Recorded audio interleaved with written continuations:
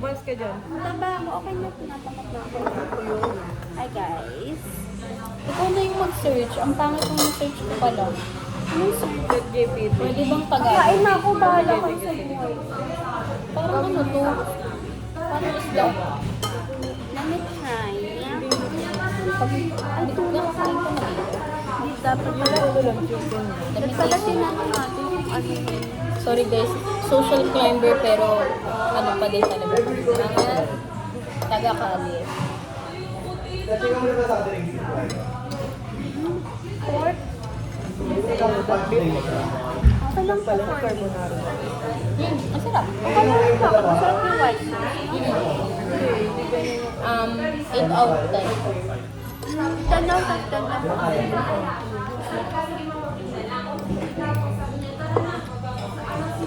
O yung naglulok sa cellphone ko. Sali ko na. Naman din alit. Wala na akong laban-laban sa mga. Purong solid na po. Ano naman lang tayo ano? Sali ka na sir. Naku na search, wala ko load. Ito ba yung barbecue? Parang di magkapareho.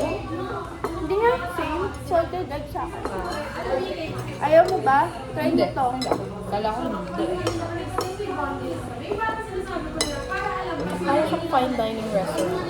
Tayo ay nasa fine dining restaurant. Pero bawal ng mura. Laglag yung kutsara. Imbis na pulutin mo, mag-sorry ka. Anong ginawa mo? Ano yun? Alam niya. Pero itong ano, hindi ko pa nalaman. Bigyan mo naman ako. Ako kumakasaka. Give me a chance. Baka ano ko pa lang. Ano ka nang review? Kadiri naman ito naglalagay ng kanin. Pwede siyang gawin ka na ba? Parang kulang yung review. Dapat yung hindi mo nalabas. Ah, you're right. Let me try that. That's a good idea. Parang ginawa na namin ano to. No? Sausawan.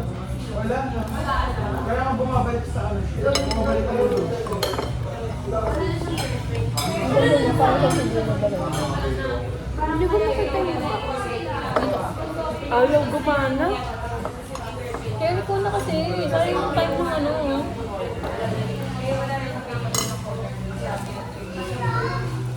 Ito ba yung nakaharap? Kahit itong nakalikod. Siyempre hindi naman nakikita ni Paul.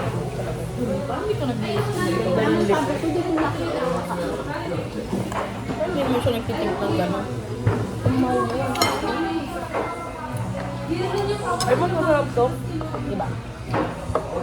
Hindi ako nakakit. Sakto lang. Pero parang kakaiba siya. Guys, parang dinosaur na to. Mind you.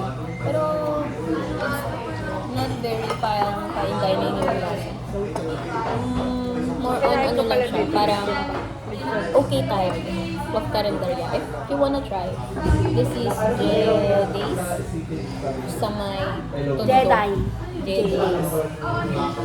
English teacher. I'm sorry.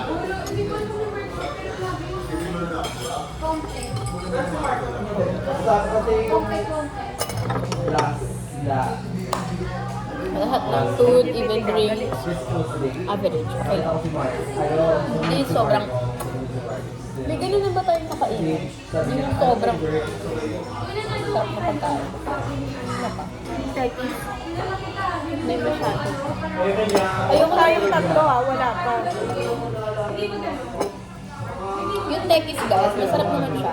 Ayoko lang ng mustard. Ayoko lang ng mustard na yun.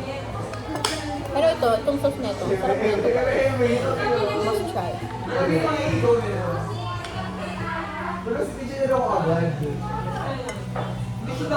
Alam mo, sabi ako mag-mention. Sa isip ko pa lang yun, wala pa akong nagsasabihan. Kahit sa work ko, pero alam naman nila mama. Hindi importante ako bigla. Alam mo ba, kung yung pinag-handle ng mga bayad sa tubo. Ay, hindi ko trabaho yun ah. Kaya ako okay. Hindi importante ako bigla. Ano ang gagawin? Alam mo gagawin mo, mag-resign ka talaga. Nalalayuan ako eh. Pero okay yung ano. Salary. Sa salary, mas mababa siya kaya parang Sa dati mo. Pero nakita ko yung iba ng ano, pero score ko din. Iba sa kanila. doon pa rin kasi ano sila, ibang pangalan. Bakit? Bakit kailangan pa nilang i-change? Bakit di mo i-try ulit doon? Ayoko na din, baka bigla na naman magsara. Bakit ako? Mag-decide tayo ba? Okay na ba? Nung bago mag-sick first, kwento ko na din to sa inyo guys. Kinuwento ko siya sa leader ko kay Ate Dan. Nung sick first namin, January 13 hanggang 17. Basta 1 week yun, 1 week na mag-prayer and fasting tayo sa church.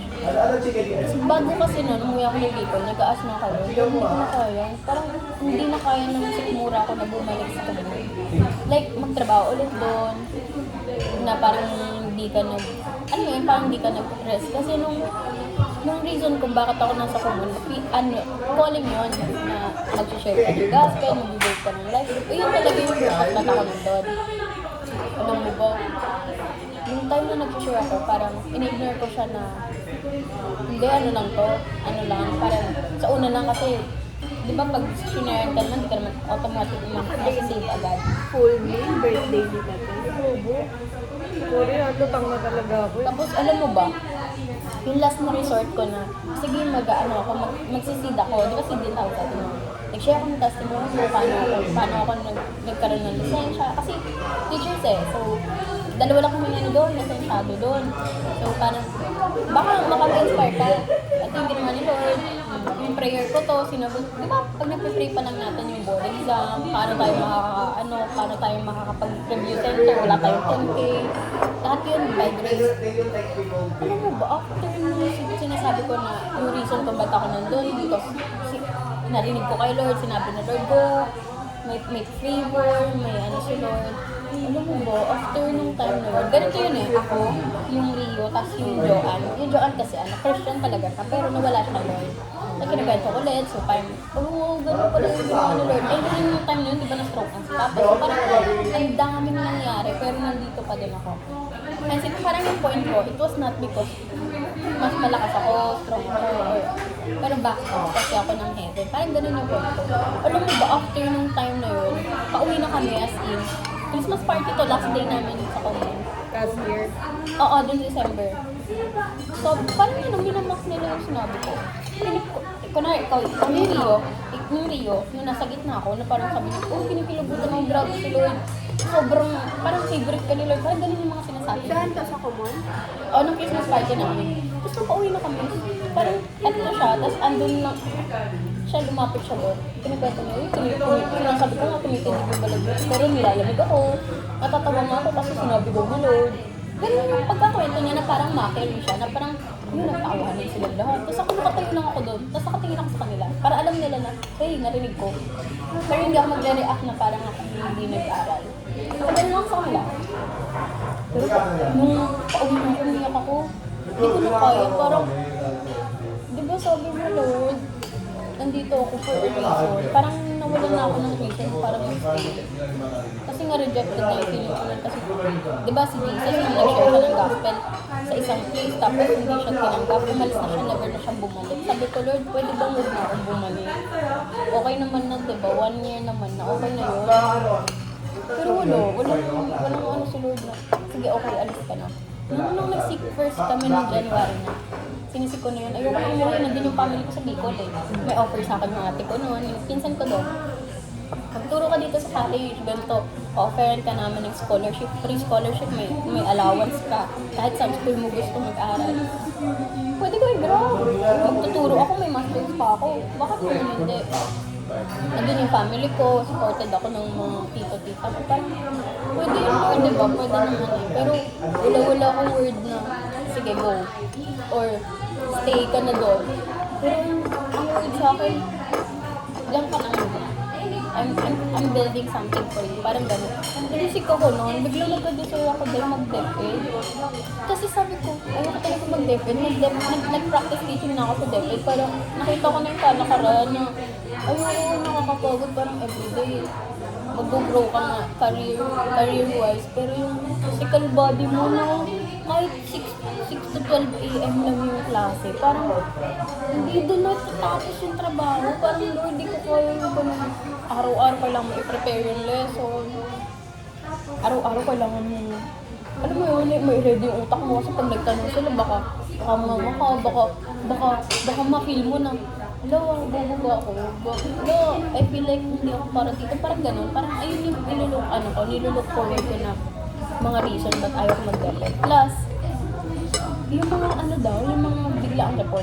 Siyempre, family kami ng teachers. So yung mga kwento ng mga tita ko na, yung mga biglaang report ng 6 a.m. in the morning, tapos ipapasa ng 12. May klase ka ongoing din. Parang, hindi ko kaya yun. Mataranta ng gano'n. So, ulit-ulit yun sa akin. Alam mo ba, inano ko pa si Lord nang sinabihan ko pa siya na, Lord, magsalita ka naman, parang silent mo naman para sa prayers ko. Talagang sabi ko, Lord, bakit gano'n? Bakit gano'n ka? Pero alam mo, seeking na pala na yun, tanim na pala sa heart ko yung mag-depend ako. Kasi, parang gentle voice lang siya na nagsasabi, go, kaya mo. Kasi pala, ang isip ko pala, hindi ko kaya kasi bebeli mo na naman. Tapos, ang daming pertinent papers. Tapos, ilang libo yung teacher na mag-a-apply. Tapos, tatlo lang yung makakapasok. Sa isang school, parang sa major mo, isa lang. Parang ang labo ng mga handpick ka dun sa mga tao na may edge. Kasi ang laban mo yun, experience. Tapos, education.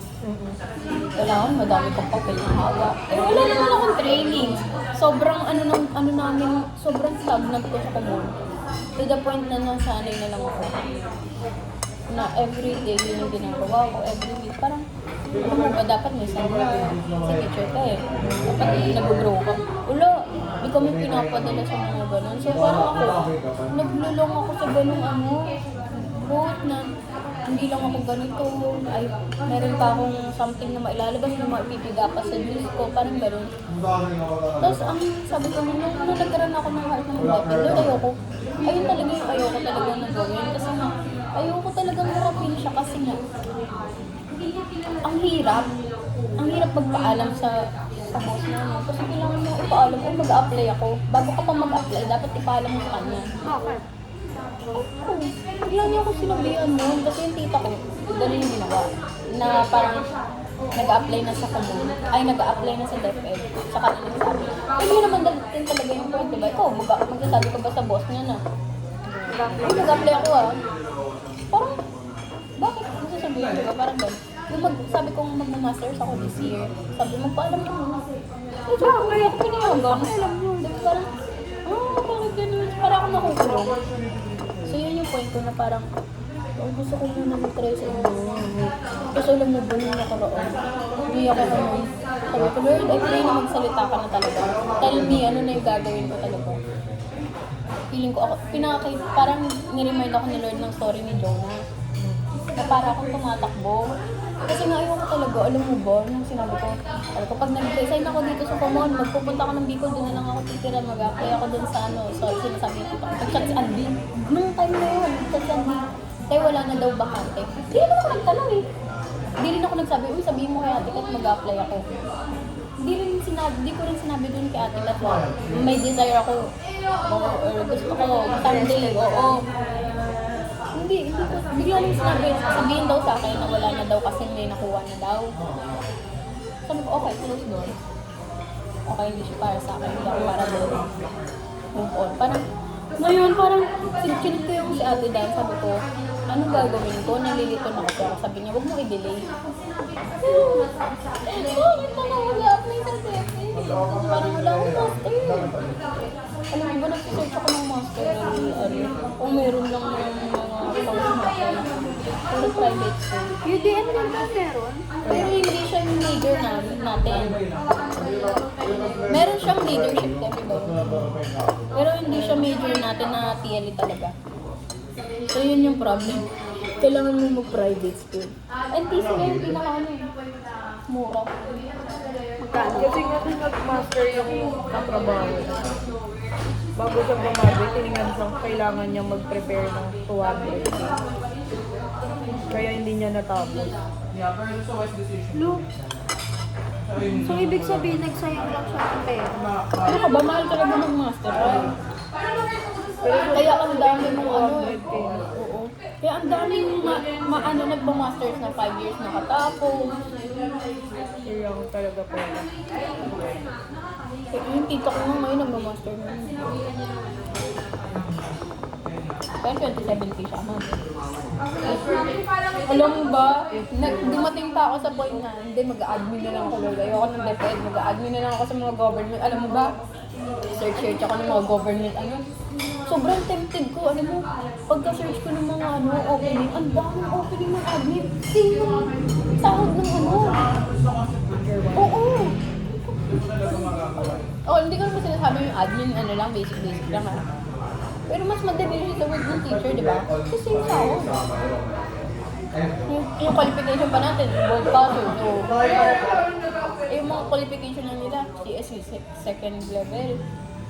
Kahit wala kang experience, wala kang training, okay na. May promotion pa. Tapos may tranche pa, may SRI pa. Kaya gusto ko mag-government. Parang dumating ako sa ganung point na Sa akin din, di ba din?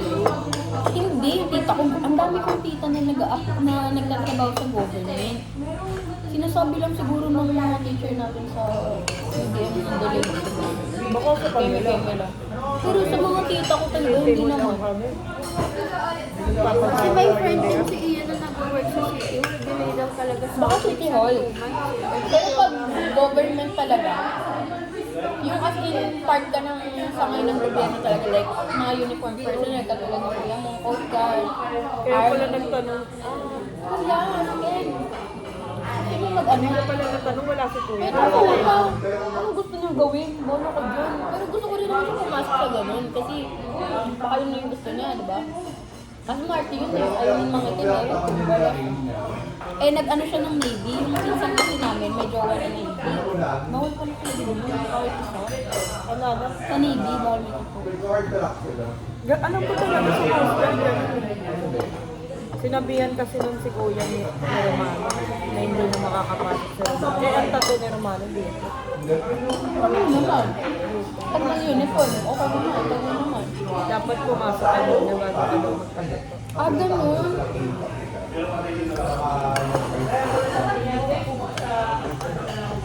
Ba yun? Ewan ko ba, parang Gusto sa pa rin government. interview ni Romano. Saan? Nag-work na siya. Pero start pa lang. Hindi niyo siya pinuntahan yung interview? Saan? Saan lugar? Makati pa rin. Anong work? Ganun pa rin, skip eh.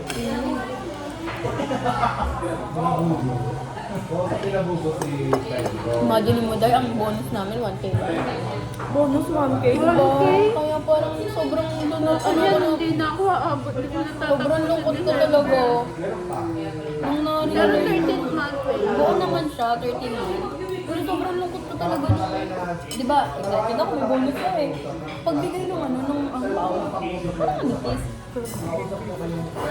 Hindi mo kasi pag bonus, pinakakita ko sa mga Facebook, video, reels. Ang kakapal. Binuksin ko. Dalawang 500. Nakaisip ako, ganito ba yung bonus? Ganito ba yung bonus? Parang hindi tama ako. Ano ba? Parang, pero yung mga katrabaho ko sa'yo. Sabi ko, ako ba yung may problema? Andito ba ako? Hindi.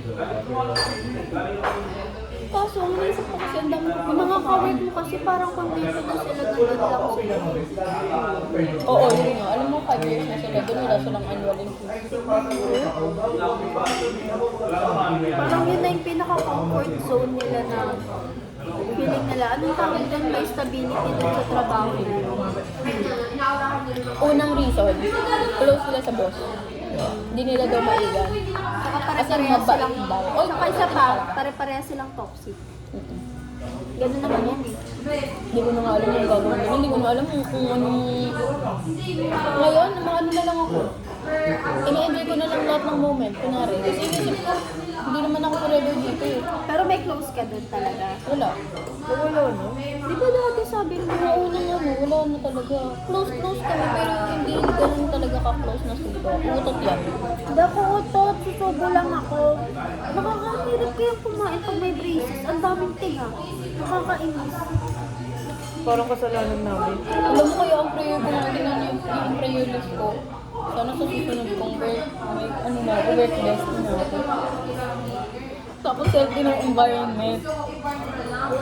Kasi sinabihin ako ng tita ko na ano, sa government daw palakasan. So parang ako, lahat na lang. So parang lahat ng galaw mo isusumbong sa'yo. Government talaga. Eh, ano ko, di ba? Excess pa sa Manila. Oo. Baka pinamigol ka na mag-harap. Sinabi ng momento ko, wala talaga sa work ko. Hindi ka lang, pamilya dito. Ano ko kaya pag mag-isa? Akala ko masaya. Hindi, alam mo, nakita ko yung prayer journal ko noong 2021. Nakalagay doon, January. I hope mag-solo living na ako. Pagtingin ko doon, bakit mo pinag-pray yan? Mali ka. Nakakainis. Mali. Sobrang mali. Sobrang kila pala pag walang mama. Pag walang mag-aabang sa'yo pag-uwi. That's the saddest part. Hindi ko na gusto. Hindi niya na daw gusto, guys. Pero tignan mo. Pinipilit ko nga yun. Nasusuko na. Pero ang sarap. Ang sarap niya para sa akin. Pero hindi siya 10 out of 10. Dapat pala nag-first. Ma-white sauce kasi ako kaya pero Ang white sauce din ako, pero hindi ganyan na-expect ko sa lasagna. Lasagna pala ito. Ganito pala yung lasagna. Sarap mo sa greenage. Oo, di ba? Sobrang sarap. Pero reklamo ko pa 160 lang ako. I mean,